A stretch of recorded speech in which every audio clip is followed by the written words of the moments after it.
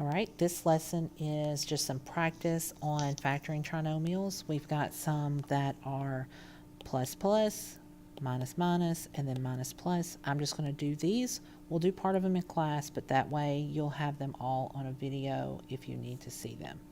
So this first one, we'll do, how about I'll do the odd ones in grouping form and the even ones in the X form.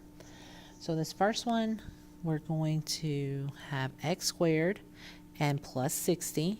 And in the middle, we have to think of what can we add together to equal 16. So we have some different things that equal 60, but hopefully the first one you think of is 6 times 10.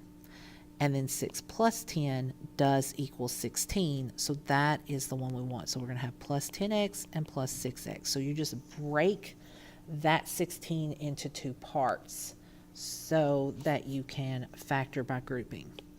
So then we're going to do that, and so we're going to factor out the GCF, which is x, and then over here the GCF is 6. And so then our two factors are x plus 6 and x plus 10. So that's how you do that. That is a super ugly parenthesis. So that's how you would do it using the grouping method. To use the x method, just make you an x. You're going to put 48 on top, 14 in the bottom. And then you're going to think about what equals 48 that will add together to equal 14. So some people use the x method like this as to kind of do like 1, 48, 2, 24, 3, 16, 4, and 12. I think that's, oh, no, 6 and 8. So those are your options. Remember, these are both going to be positive, so you have to find the ones that add together to equal 14. So if you add these together, you get 49, 26, 19, 16, and 14. So the winner is 6 and 8. So that's another way I've seen the X method used, where you are listing out your factors on both sides like that, and then you choose the right one. That's not how it's set up on Delta Math, so that's why I showed it the other way in the other video. So then your answer is just simply you take x plus 6 as one factor and x plus 8 as the other factor. So that eliminates some of this work in the middle of this. However, the x factor method won't always work if a is something other than 1. This grouping method always works. It doesn't matter what a is. So that's why we do show that method. All right, the next pair are minus minus. So we have to think about what's going to equal 50. That will also go together, or negative 50, that will also go together and equal negative 5. So you could have, well, we'll just talk about the factors of 50 first, and then go from there. Oh, 3 doesn't work. 4 doesn't work. 5. And 6, 7, 8. Yep, that's it. So, and again, you can use your calculator to do these. And when you get up to 10 and you get 5 again, so the next one would be this. Well, that's the same. So then you know you're done and you've got all of your factors. So definitely use your calculator if you need to. Now, we are going to have to make one of them negative. So to get a negative c, one has to be negative, one has to be positive. So if I have negative 5 and 10, I'm going to get 5. But if I have 5 and negative 10, I get negative 5. So this is the pair that we want. So it does matter which one is negative, because we've got to make this negative as well. So when we split this, we're going to have k squared, and then plus 5k, minus 10k, minus 50. And you could have done them in the reverse order. You could have negative 10 and then 5. It doesn't matter. So then we're going to do this, and we have k as our GCF, which has a leftover k plus 5, and then we have a negative 10 as a GCF, which also has k plus 5 as a leftover, which is what we want. So then our factor is k minus 10 and k plus 5. Over here, to do the x, it's a similar kind of situation. So you have to think about what are the factors of 12. So you'd have 1 and 12, 2 and 6, 3 and 4. And then you have to think, well, which one needs to be negative in order to make a 4? So if you look through these, like negative 1 and 12, you're going to either get 11 or negative 11, depending on which one you make negative. On this one, you're going to get 4 or negative 4. And that's the one you want. So you can actually stop, but you would also get 1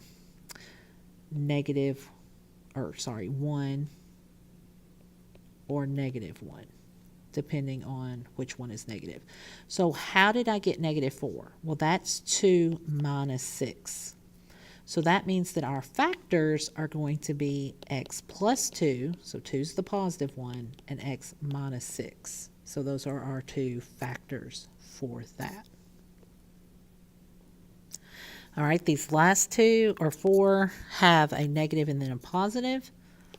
So for this one, I have to think about what will equal 72. And so this time, they are both going to be negative, because a negative times a negative makes a positive 72, and a negative plus a negative makes a negative 17. So both factors are going to be negative factors. So I'll rewrite this as negative 1 times negative 72. If you add those together, you get negative 73. So definitely not those two. Then we also have negative 2 and negative 36. That would be negative 38.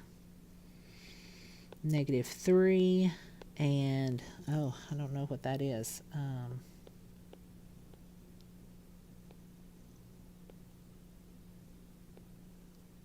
Negative 26. So that's negative 29. Then the next one is 4. So 4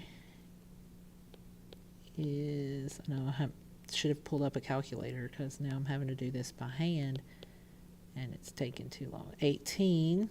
So I've got negative 4 times negative 18. That equals 72. And then if I do negative 4 minus 18, I get negative 22. 5 doesn't work. 6 works, so negative 6, and that is 12, so negative 12. So that's negative 18, and then 7, 8. Does 8 work? I'm making my life too hard. Let's do 72 divided by 8. Yeah, it's 9. I thought that it did. So negative 8 times negative 9 is negative 72, and together that's negative 17. So we had to go through all of those factors to get to the ones we wanted. So that means that we're going to have r squared minus 8r minus 9r plus 72. I'm going to change colors here so this doesn't all run together. So again, factor out a r, and I have r minus 8 left. And then I want to factor out a negative 9, and so that means I'll have r minus 8 left, because 72 divided by negative 9 is negative 8. So then our answer will be r minus 9 and r minus 8. So that's your final answer there. Okay, for number 6, if we do the x, we're going to have 8 and negative 6. And then we have to think about the factors of 8. So that would be, and that same thing, they're both going to have to be negative because negative times negative makes this positive 8. And then negative plus negative makes a negative b. So negative 1 and negative 8, that's going to equal negative 9. Negative 2 and negative 4, that's going to equal negative 6. So that's the one we want. And it's a good thing because those are our only options. So that means that our final answer here would be x minus 8. Oh, I left out the x. Minus what? Minus 2 and x minus 4. So it was these two. I was looking at the wrong one anyway. So those two are our factors of that problem. All right, do 2 more. So this one we've got to equal 36, and so they've both got to be negative. Negative times negative will make positive 36, and negative plus negative will make negative 13. So we're going to have 1, negative 1, and negative 36, which is negative 37. Negative 2 and negative 18, which is negative 21. Negative 3 and negative 12, which is negative 15. And negative 4 and negative 9, which is negative 13. And then the only other one is negative 6 and negative 6, which is negative 12. So it's this one. So then we're going to write that out. X squared minus 4x minus 9x plus 36. Group it.